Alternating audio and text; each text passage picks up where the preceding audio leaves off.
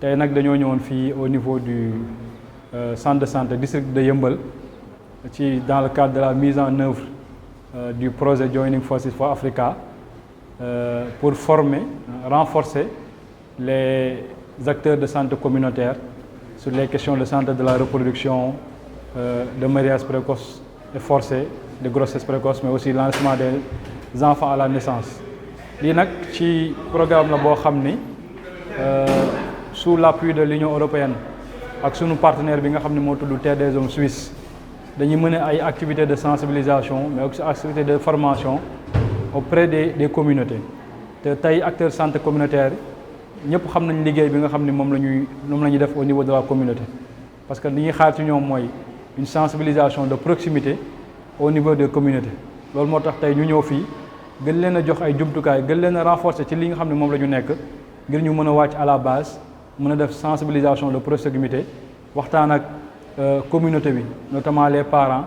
ngir ñu gën a bàyyi xel xale yi surtout lépp loo xam dafa jëm ci wàllu mariage précoce ci grossesse précoce donc ñu waxtaan ak moom tey loolu mooy tey fii sunu teewaay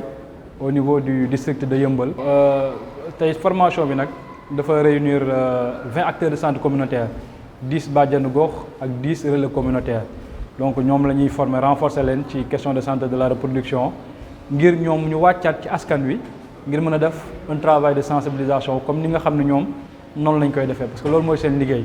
donc loolu moo tax tey ñu renforcer leen ngir ñu wàcc à la base def liggéey sensibilisation de proximité bi ngir un changement de comportement gën a bàyyi xel aussi tamit xale yi ci environnement bi nga xam ne mooy environnement bi ñuy dund mu nekk un environnement sain et protecteur. donc tey li ñu fi indi mooy ñoom dañu ñëw pour renforcer suñu capacité yi ci sensibilisation sur la santé de la reproduction de l'enfant lu jëm ci grossesse précoce yi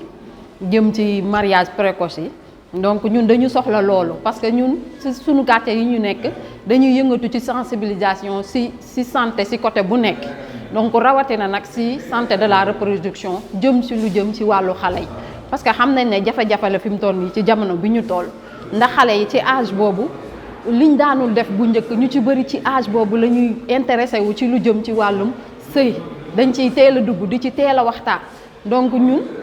chaque jour ñu jànkonte ak problème yooyu te xëy na du ñu xam naka lañ koy lijjantee donc ñoom tey bu ñu ñëwee pour indi ñu renforcement ci côté boobu day nekk atu si ñun donc ñu leen ci sant di leen gërëm. tey yi ñu ñëwoon ci ak waa Alphadev àndoon ak waa Alphadev ak partenaire am bi tudd Terre des Hommes Suisse ci projet Jofa bi di nekkoon ci benn atelier de formation doon encadrer les acteurs communautaires sur la santé de la reproduction ak les grossesses précoces et forcées ak l'enregistrement des enfants au niveau des registres de l'état civil donc loolu mooy doon solos waxtaan bi tey ñu ànd ci ak projet Alphadev ak partenaire bi doon former acteurs communautaires yi capacité leen yokk leen xam-xam wala ñu defal leen mise à jour ci li nga xam ne ay jafe xam nañ ko wala li nga xam ne dañ ko war a dolli ci seen wàllu formation nga xam ne bu ñu delluwaatee ci askan bi mën leen jox ay xam-xam yu leer mën a am outils yu leer aussi ak documents yu leer nga xam ne bu ñu leen di leeral dinañ ko teg ci xam-xam dañ ko teg ci ay indications yu leer nga xam ne dinañ mën a dimbali askan bi ba nga xam ne dinañ mën a xeex lépp lu aju ci wàllu